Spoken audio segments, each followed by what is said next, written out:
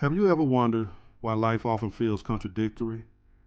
Why some people find meaning in suffering while others lose themselves in comfort?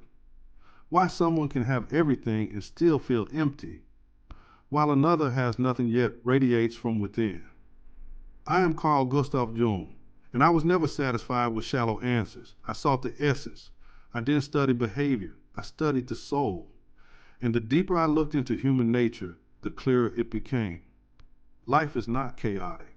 It is governed by hidden yet precise laws, not legal or physical laws, but psychological, existential ones. The law of life itself. Today, I will share with you 5 fundamental laws of life, not to survive, but to live meaningfully. 1. The law of the shadow. What you reject controls you. Most people live in a constant inner battle between who they want to be and who they truly are. We wear masks, strive to be good, and suppress what we consider bad.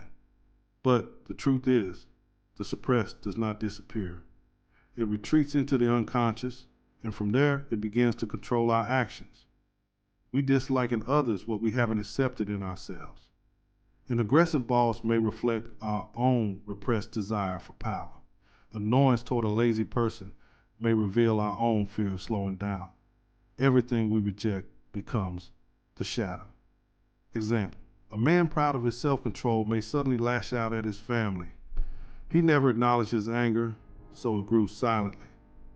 He's not a bad person. He simply didn't understand the law of the shadow. In fact, modern psychology confirms repressed emotions often lead to psychosomatic disorders, anxiety, and panic attacks. Suppressed anger may cause hypertension, resentment, ulcers, fear, chronic fatigue. Conclusion, you are not free until you've made peace with your shadow. A conscious shadow becomes a source of power. A repressed one, a silent enemy. 2. The law of individuation. Become who you are. Most people live as if they need to earn the right to exist. They walk someone else's path, build a career because they should, choose relationships that their family approves of. The result? Inner emptiness.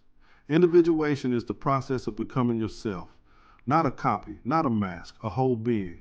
This isn't selfishness, it's authenticity. Example, a woman working as an accountant all her life came to me in deep depression. Her soul was drained. In therapy, she recalled a long-lost dream of becoming an artist. One day she quit her job and began painting. Within a year, she came alive again. Her eyes glowed. That's not magic, it's the return to the self. Fact. According to the Harvard study of adult development, the happiest and healthiest people are those who build lives aligned with their internal values, not external expectations. Conclusion. You are not someone else's project. You are a living soul, and your purpose is to unfold what was placed in you by nature. 3. The law of symbols. The soul speaks in images, not logic. We try to understand everything through logic, numbers, arguments, statistics, but the soul speaks a different language. It speaks through symbols, dreams, metaphors, archetypes. These aren't fantasies. They are ancient codes, the soul's voice. Example, a man dreams he's drowning in murky water, he panics. But it's not a prophecy, it's a symbol. Water represents emotions. Murky water, suppressed feelings. The dream says you are overwhelmed by emotions you refuse to face. Once he understands this, he begins to heal. Fact, Jungian therapy uses dream analysis as a powerful tool for healing. Thousands of patients have found transformation by decoding the language of their unconscious. Conclusion, not everything that matters can be explained logically. Sometimes the soul speaks in parables, symbols, dreams. Learn to listen. 4. The law of suffering. Suffering is not the enemy, but the teacher. In the modern world, comfort is king. We treat pain like a glitch, something to fix quickly. But suffering is not a malfunction. It is a message.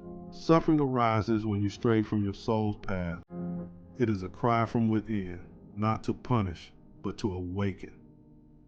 Example, a young man comes in with anxiety. He works at a prestigious firm, earns well, yet feels empty.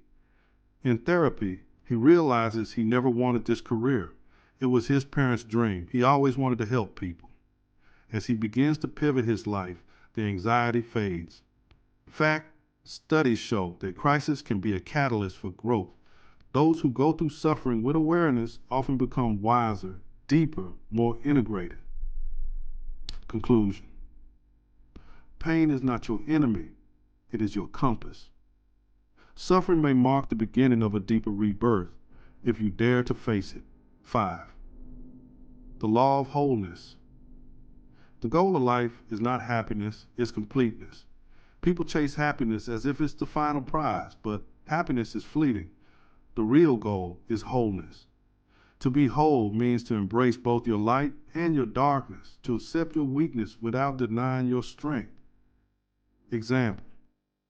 A man who struggled with anxiety finally said, "Yes, I'm anxious. That's part of me, but it's not all of me." At that moment, his anxiety lost its grip. It didn't vanish, but it no longer controlled him. Wholeness is found in that acceptance. Fact. Modern psychology shows that resilient people aren't those without problems, but those who integrate their experiences, both joyful and painful, into a coherent self.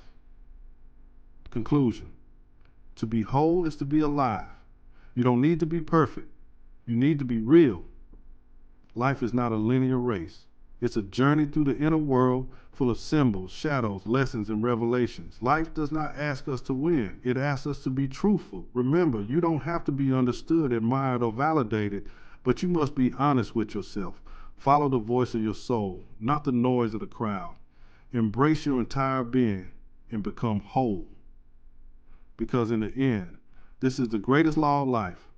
To be yourself, truly and fully, is the ultimate freedom.